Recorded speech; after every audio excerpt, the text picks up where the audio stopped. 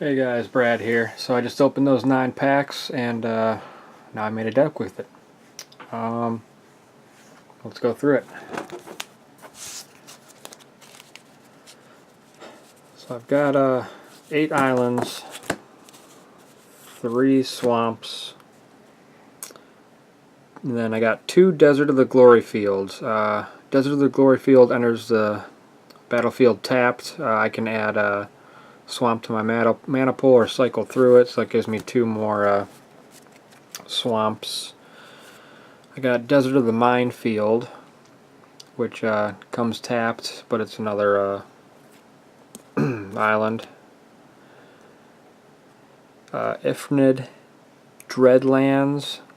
Add any color of mana to your pool, or I could tap it to pay 1 life. Add a swamp to your mana pool, or I can sacrifice it. Thought it was pretty powerful. Crypts of the Internals. When Crypts of the Internals enters the battlefield, you gain 1 life. And I can add mana. Endless Sands. Another pretty powerful one. So Hostile Desert. Basically the same thing. What I like about this: exile a land card from your graveyard. Hostile Desert becomes a 3/4 elemental creature until the end of turn, and it's still a land. So those are my lands. Alright, for the small chumpy creatures, I've got a Proven Combatant. He's got Eternalize. Other than that, it's just a 1/1. Exile this card from your graveyard. Create a token that's a copy of it, except it's a 4/4 black zombie human warrior with no mana cost. I wish I had 2 of those. I got a normal, just for 1, an unsummon. Alright, for 2 mana, I got a Ruin Rat with Death Touch. And then when Ruin Rat dies, exile target card from an opponent's graveyard. For another 2, I've got a Wall of Forgotten Pharaohs, Defender 0/4, Spellweaver Internal, got a Prowess, and it's a zombie. I'm putting a lot of zombies in this deck. Whenever you cast a non-creature spell, this creature gets +1/+1 till the end of turn. And it's got Afflict 2. I got 2 zombie camels. When it dies, if you control a desert, or if there's one in your graveyard, target player discards a card. And they're 2/1s. I put a Dagger of the Worthy in. Has Afflict 1 and gets +2/+0. For 3, I threw in a flying. It's a Drake, Flying Drake. Whenever it attacks, another target attacking creature gains flying until the end of turn. It's a 2/2. For 3, I got 2 Moaning Walls. Defenders, and I can cycle them. They're 0/5. I got Supreme Will. I could choose one. Counter target spell unless controller pays 3. Or I can look at the top 4 cards of my library, put one of them into your hand and the rest at the bottom of your library in any order.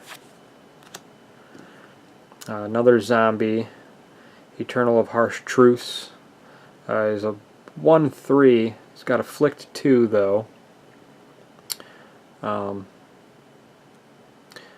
Whenever Eternal of Harsh Truce attacks and isn't blocked, draw a card. For 4, I got Aven Reedstalker. Has flying, and what I like about it, it's got flash, so I can play them whenever.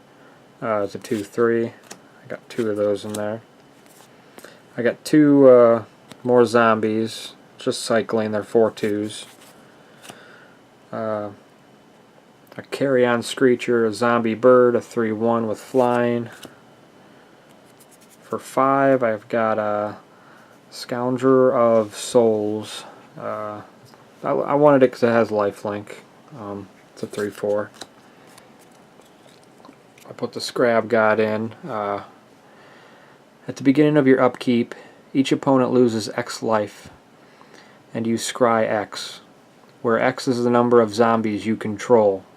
So hopefully I'll have a lot of zombies. Exit target creature card from a graveyard. Create a token that's a copy of it, except it's a 4/4 black zombie. When the Scribe God dies, return it to the owner's hand at the beginning of the next end step.